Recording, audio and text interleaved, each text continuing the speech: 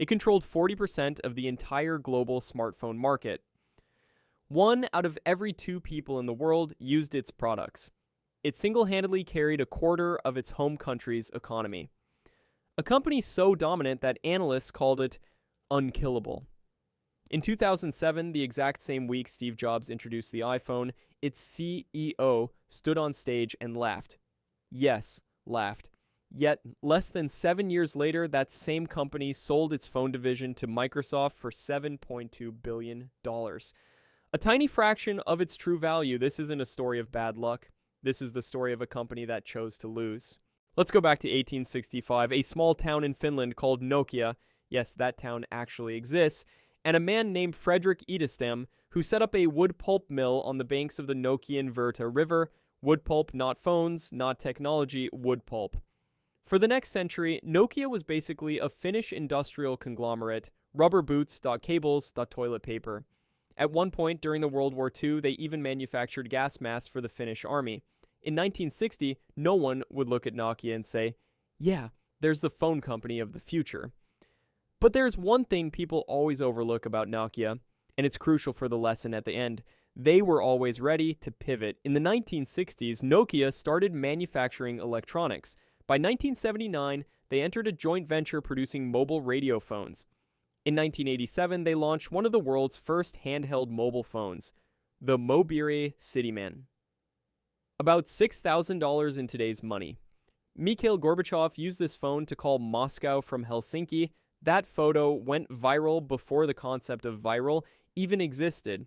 Nokia hadn't planned it, but they capitalized on it completely. That was the old Nokia. Scrappy, adaptable, and ready to forward sacrifice what was already working to chase the next big thing. Keep that in mind. The 1990s belonged to Nokia. Period. In 1992, newly appointed CEO Shorma Alila made a game-changing decision. Nokia would focus solely on telecommunications. They sold off the rubber, cable, and television businesses. Everything non-mobile was gone. They took a massive gamble, and against all odds, that decision paid off spectacularly. By 1998, Nokia was the world's largest mobile phone manufacturer. By 2000, they controlled 30% of the global market. Launched that same year, the Nokia 3310 became one of the best-selling consumer electronics devices in history. 126 million units sold. The phone that outlasted everything. An internet meme turned cultural icon. The phone people still joke about working perfectly in a drawer somewhere. At Nokia's peak in 2007, their market value reached $150 billion. They employed 130,000 people. 1 out of every 3 mobile phones in the world was a Nokia. Let that sink in. 1 in 3 phones. They weren't just winning, they were the architecture itself, the foundation upon which the entire mobile industry was built. And what makes the downfall so painful is this: they saw the future coming. In 2007, Steve Jobs took the stage and said, every once in a while, a revolutionary product comes along that changes everything. Nokia engineers watched this, and inside the company, no one panicked. Because Nokia already had touchscreen prototypes. They had internet-connected phone concepts. Before the word smartphone even existed, they had a device called the Nokia 9110 in communicator in 1996, which was fundamentally a smartphone. They had all the pieces. The only thing they lacked was the courage to transform themselves. Instead of building the future, they protected the past. Nokia's biggest revenue stream came from hardware. Physical phones. Touchscreen smartphones threatened this hardware business because you didn't need a physical keyboard. You didn't need as many product variants, and you didn't need the same manufacturing scale.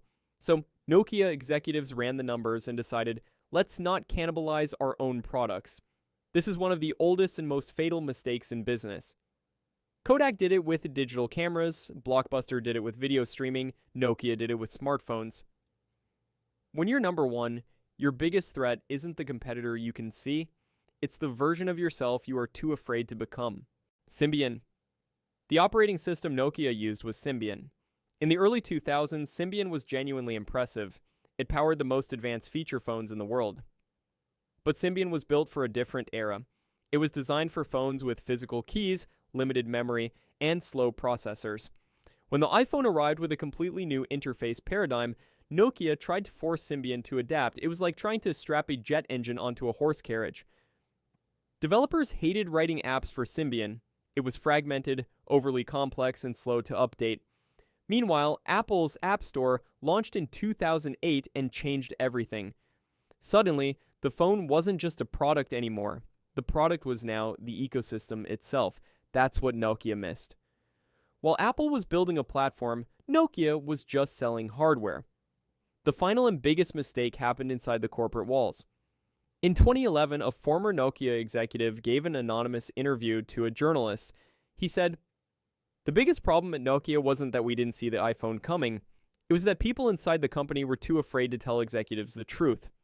Nokia's culture had devolved into what researchers would later call a culture of fear. Middle managers were terrified of bringing bad news to the top. Engineers who raised concerns about Symbian were let go. The internal culture rewarded those who said yes to leadership and punished anyone who said, "Wait a minute, this isn't working." This reminds me of a certain country in the Asian region. By the time the truth reached the very top, it was 2011. 4 years after the iPhone's release, 4 years spent playing a game of catch-up they could never win. In February 2011, Nokia announced a partnership with Microsoft, completely abandoning Symbian and betting everything on Windows Phone. Controversially, their new CEO, Stephen Elop, a former Microsoft executive, sent out an internal memo describing Nokia's situation as a burning platform. "We are standing on a burning platform," he wrote, "and we must decide how we are going to change our behavior." 3 years later, Microsoft bought Nokia's phone division for $7.2 billion. A company once valued at $150 billion sold its core business for $7.2 billion. 2 years after that, Microsoft wrote it off almost entirely as a loss. Game over. Here's the plot twist most people don't know. Nokia is still alive, and actually the company is doing quite well. After selling off the phone division, Nokia focused on what it had been quietly building for years: telecommunications infrastructure, the networks behind the phones, 5G equipment, enterprise technology, patents. Many don't know this, but Nokia holds over 20,000 technology patents, licensing them to companies including Apple. Apple makes massive payments to Nokia for these patents every single year. Today, Nokia is a $15 to $20 billion infrastructure giant competing head-to-head with Ericsson and Huawei in global 5G deployment. Sure, they aren't the Nokia of 2000 and they never will be again, but they survived. They pivoted once more. That original Nokia instinct, abandoned what works to chase what's next, finally returned. It was just about 20 years too late for the consumer market. The 3 red flags of decline. This story isn't just about Nokia. It's about every company, every career, and every individual who gets too comfortable at the top. Here are 3 red flags that will destroy everything you've built if you let them. Red flag 1. Optimizing to protect your position instead of improving your product. The exact moment Nokia started making decisions based on how do we protect our hardware margins instead of how do we build the best phone, they lost to Apple. In your own life, the moment you start making decisions out of fear of losing what you have rather than the ambition of what you can build, you are already entering a decline. Pay close attention to this. Red flag 2. Surrounding yourself with people who only tell you what you want to hear. Nokia's culture of fear didn't happen overnight. It was built slowly, one silenced engineer at a time. If everyone in your team, your inner circle, or your company always agrees with you, that is not a sign of strength. It is a warning sign. The most valuable person in any room is the one who has the courage to say, "I think we are wrong about this." Red flag 3, confusing market leadership with market immunity. Nokia owned 40% of the global phone market and truly believed that made them safe. It didn't. In fact, it made them slower. Because they had the most to lose from radical change. The more you have, the more you stand to lose. In any competitive environment, the larger you grow, the more paranoid you need to become. Dominance is not security. Dominance is a target. Now I want to ask you, did you ever use a Nokia?